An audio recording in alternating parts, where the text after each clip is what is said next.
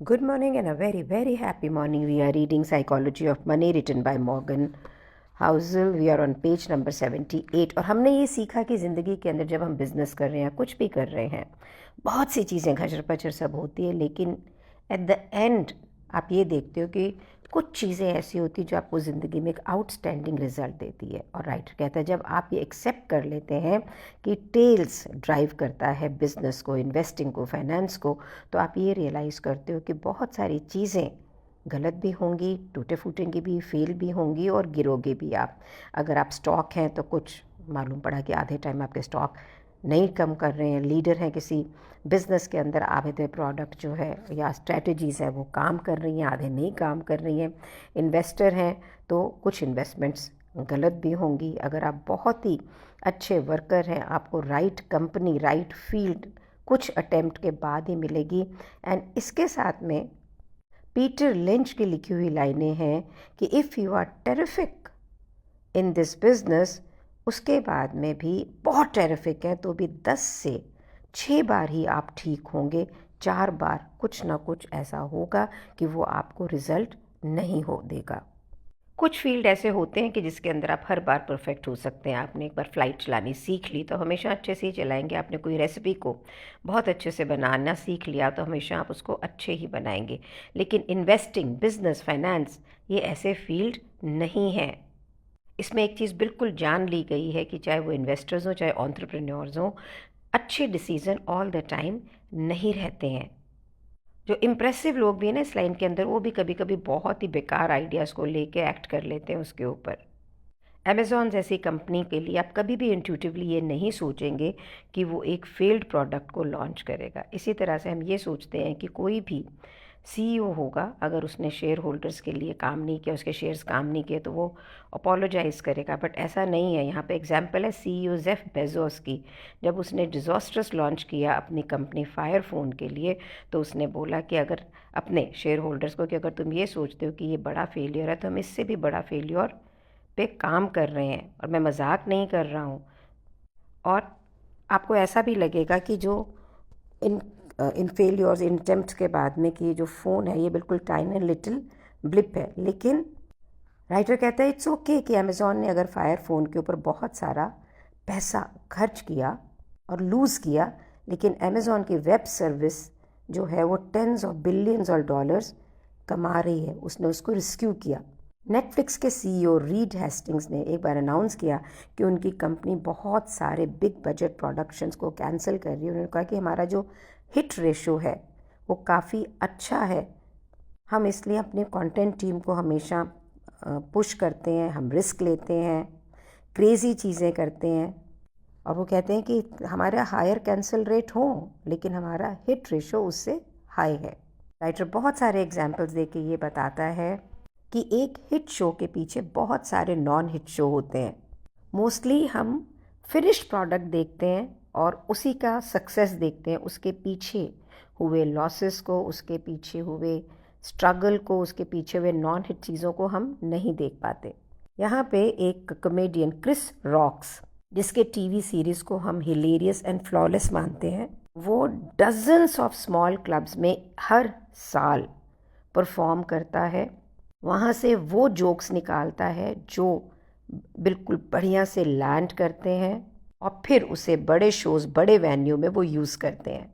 तो रॉक का कहना है कि जब भी मैं कोई एक बड़ा टूर शुरू करता हूँ, बड़े अरीनास के अंदर बोलता हूँ, लेकिन उससे पहले मैंने कम से कम 40 से 50 शोज़ छोटे करे होते हैं जहाँ से मैं ये कंटेंट निकालता हूँ।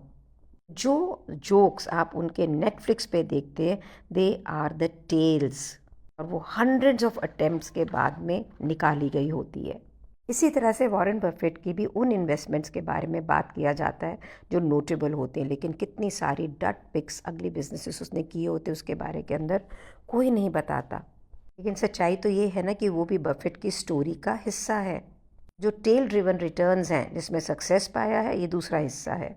वॉरेन बफेट के में खुद बोला कि 400 से 500 स्टॉक्स जो उन्होंने अपनी ज़िंदगी में ओन किए, उसमें से सिर्फ 10 ने उनके लिए सबसे ज़्यादा पैसे बनाए।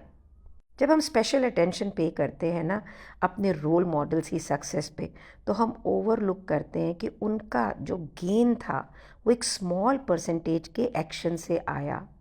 हमें क्या लगता है हमारे फेलियर, लॉसेस, सेटबैक्स, लगता है कि हम कुछ गलत कर रहे हैं। और ये पॉसिबल है कि हम गलत कर रहे हैं, ये भी कुछ कुछ ठीक कर रहे हैं। लेकिन ये सक्सेसफुल लोग भी इसी तरह से अपने जीवन को उन्होंने बिताया है। जितनी बार आप गलत हुए हैं वो भी हुए हैं। राइटर कहता है कि जॉर्ज सोरोस कहते हैं कि वेदर यू आर राइट और wrong it does not matter, this is not important. Important ये कि जब आप राइट होते हैं तो कितना पैसा बनाते हैं, और जब आप रॉन्ग होते हैं तो कितना पैसा लूज़ करते हैं। तो अगली आधी गलतियां करके भी ना जो जो भी डिसीज़न ले रहे हैं उसके बाद में भी आप बहुत सारे पैसे कमा सकते हो।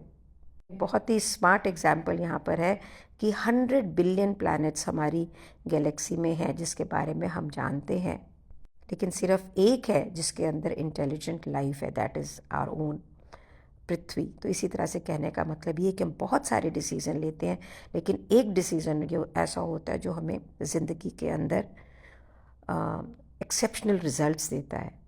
तो कहते हैं जो बुक भी आप पढ़ रहे हैं ना, ये मेरी ज़िंदगी का एक लॉन्गेस्ट टेल है।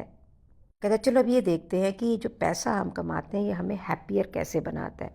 और उसके साथ में हम शुरू करते हैं चैप्टर नंबर 7 जिसका हेडर है फ्रीडम।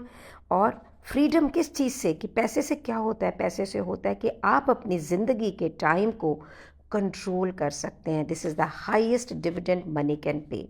जब मैंने इसको पढ़ा ना, आप समझो कि मैं इट वॉज सो ब्यूटिफुल कि यार हम सोचते हैं पैसे से ये कर लेंगे वो कर लेंगे, लेकिन सबसे बड़ी चीज़ ये है कि पैसा हमें अलाउ करता है कि हम अपनी ज़िंदगी को जैसे चाहें वैसे जी सकें। राइटर कहता है सबसे बड़ा धन, वेल्थ हमारी ज़िंदगी में ये है, एक एबिलिटी कि हम हर रोज़ सुबह उठें और ये कह सके कि मैं वो करूं जो मैं करना चाहता हूं।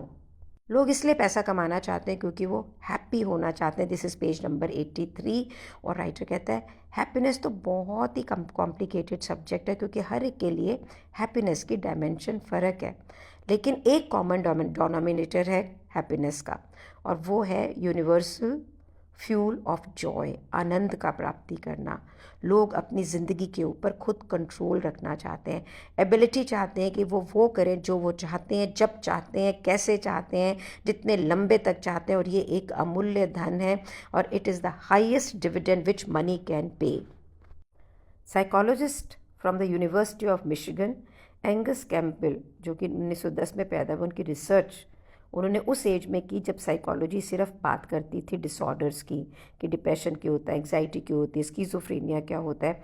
कैम्पबेल को ये मालूम था कि लोग खुश रहना चाहते हैं। सो 1981 में उनकी बुक जो है sense of well being in America, उन्होंने पॉइंट करना शुरू किया कि जनरली जैसा कि साइकोलॉजिस्ट एज्यूम करते हैं ऐसा नहीं होता है। कुछ लोग क्लियरली दूसरे लोगों से बेटर करते हैं।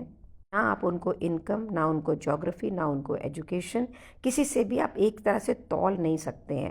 सेम चीज़ होते हुए भी हो सकता है कि कोई जना बिल्कुल क्रॉनिकली अनहैप्पी रहे। जो सम अप किया उन्होंने कि डिनोमिनेटर ऑफ हैप्पीनेस क्या है, having a strong sense of controlling one's life, कि भाई मेरी ज़िंदगी का मालिक मैं हूँ। ये एक positive feeling of well being किसी भी ऑब्जेक्टिव लाइफ के जो है ना उससे ज़्यादा बड़ा है। More than your salary, more than your house, more than your prestige of job, control over doing what you want to when you want to with the people you want to is the broadcast की आपकी ज़िंदगी आपके लिए happy ज़िंदगी है। तो पैसे की एक सबसे ज़्यादा, राइटर कहते हैं ग्रेटेस्ट इंट्रिंसिक वैल्यू ये है, इसको कभी भी ओवरस्टेटेड नहीं मान सकते, कि इसकी एक क्षमता है कि ये आपके समय पे आपको कंट्रोल देता है। थोड़े पैसे ना, इसका मतलब ये है कि आप कुछ दिन अपने काम से ऑफ ले सकते हैं बिना बैंक में अपने पैसे कम किए। जब पैसे होते हैं तो आप वेट कर सकते हैं कि मेरे पास जब जब जॉब ऑफ़र आएगी मैं तभी काम में लूँगा। कोई भी इमरजेंसी आती है तो आप डरते नहीं हैं, क्योंकि आप उस पर जो खर्चा हो रहा है उससे बर्बाद नहीं होंगे। मे बी आप रिटायर होना चाहते हैं, कुछ और करना चाहते हैं, आपको ज़रूरत नहीं रिटायर होने की, पर आप होना चाहते हो। तो using your money to buy time, lifestyle, luxury goods नहीं है, जैसा लाइफस्टाइल आप जीना चाहते हैं ये पैसा आपको देता है, आपको फ्रीडम देता है। डॉक्टर कहता है कॉलेज के अंदर मैं हमेशा एक इन्वेस्टमेंट बैंकर बनना चाहता था, सिर्फ एक ही कारण से, क्योंकि वो बहुत सारे पैसे कमाता है। और उसके लिए इंटर्नशिप की राइटर ने, और वो कहते हैं कि मैं वहाँ पर 1 महीने भी लास्ट नहीं किया। काम मुझे बहुत अच्छा लगता था, पर रात तक देर तक काम करना पड़ता था। कहते हैं मेरे को काम पसंद था, लेकिन doing something which I loved, लेकिन उसका स्केड्यूल जिस पे मेरा कोई कंट्रोल नहीं हो मेरी ज़िंदगी पे, आई हेटेड इट। इस फीलिंग का जो एक नाम दिया गया है साइकोलॉजिस्ट ने, वो है रिएक्टेंस। लोगों को अच्छा लगता है ये फील करना कि वो अपनी ज़िंदगी के कंट्रोल पे हैं, वो ड्राइवर सीट के ऊपर हैं। आप उन्हें कुछ भी करने के लिए थोड़ा सा फोर्स करो तो वो बहुत ही डिसएम्पावर्ड फील करते हैं, अदर देन फीलिंग कि उनके पास चॉइस है काम करने की। उनको लगता है कि उनको फोर्स किया जा रहा है, उनको काम करने के लिए ज़बरदस्ती की जा रही है, तो वो ना कहते हैं और कुछ और करना शुरू कर देते हैं, जबकि वो ओरिजिनली उसको करने में बहुत ही हैप्पी थे। This is my life story also. I love doing gift packaging, simply enjoy doing it. लेकिन 1917 के अंदर मैंने बोला, मैं तो बिल्कुल नहीं, 2017 सॉरी, कि मैंने तो बिल्कुल काम नहीं करना है, I don't want to work. क्यों? मुझे लगता था मुझे फोर्स किया जा रहा है काम करने के लिए, कि तुझे तो करना ही पड़ेगा। I at times now also feel कि यार ये मुझे आई एन्जॉय माई वर्क, लेकिन I still feel so. Today I am really really getting a clarity on this कि what am I doing with my life. जिस काम को मैं प्यार करती हूँ, मेरे को ये लग रहा है कि मुझे ज़बरदस्ती कराया जा रहा है। और अब पेज नंबर 85 पे बुक कहती है, जिस समय आप इस स्टेटमेंट को एक्सेप्ट कर लेते हैं, आप रियलाइज़ करते हैं, जब आपकी लाइफ में आपको ये फीलिंग होती है कि भाई मैं जो करना चाह रहा हूँ, जब जैसे करना चाह रहा हूँ, जहाँ भी करना चाह रहा हूँ, ये मुझे परमिशन है, तो एक बहुत ही बड़ा इनक्रेडिबल रिटर्न है। ये ज़िंदगी पावरफुल है when you have a choice to work, not compulsion to work. यहाँ पे रियल लाइफ एग्जाम्पल दे रहे हैं डेरिक साइवर्स का, जो एक सक्सेसफुल एंटरप्रेन्योर रहे हैं। उन्होंने बताया कि फ्रेंड ने जब मुझे पूछा कि भाई तुम्हारी स्टोरी क्या है, तुम्हारा पैसे कैसे है, तो उन्होंने कहना मेरा एक जॉब था मिड टाउन मैनहट्टन में, जो मुझे $20,000 पर ईयर देता था। एक मिनिमम वेज था, मैं कभी भी बाहर नहीं खाया, मैंने कभी टैक्सी नहीं ली, मेरे कॉस्ट ऑफ लिविंग जो था सिर्फ $1,000 पर मंथ था, और मैं $1,800 पर मंथ कमा रहा था। और मैं $12,000 मैंने सेव किए उस साल जब मैं 22 साल का था। और जैसे ही मेरे पास $12,000 हुए, मैंने उसी वक्त अपनी जॉब को छोड़ा और मैं फुल टाइम म्यूजिशियन बन गया। I knew that I can do few gigs a month and पे माई कॉस्टिंग ऑफ लिविंग। मैं फ्री था, मैंने अपने जॉब को छोड़ दिया और मैंने दोबारा जॉब नहीं की। उन्हें दोबारा पूछा गया कि आपने अभी एक बड़ी कंपनी बेची है, उससे आप उसके बारे में आप क्या कहते हैं? राइटर कहता है उन्होंने बताया कि उसने कोई मेरे ज़िंदगी में बड़ा डिफरेंस नहीं क्रिएट किया, कुछ थोड़ा पैसा बैंक के अंदर और आ गया, लेकिन वो डिफरेंस कि जिस समय मैं अपनी लाइफ में चूज़ कर सकता था कि जो मैं करना चाहता हूँ। आज जब मैं ये पढ़ रही हूँ, मैंने इसको पहले नहीं पढ़ा था, अभी पढ़ा है, तो मुझे रियलाइज़ हो रहा है कि ये जो मैं इतना कंपल्सिव फील करती हूँ कि यार मजबूरी है, यार ये करना है, वो करना है, it's not because I don't love my job. It's because I have a feeling that if I will not work, how will my home run? सोचिए कैसे ये माइंड आपके साथ गेम प्ले करता है।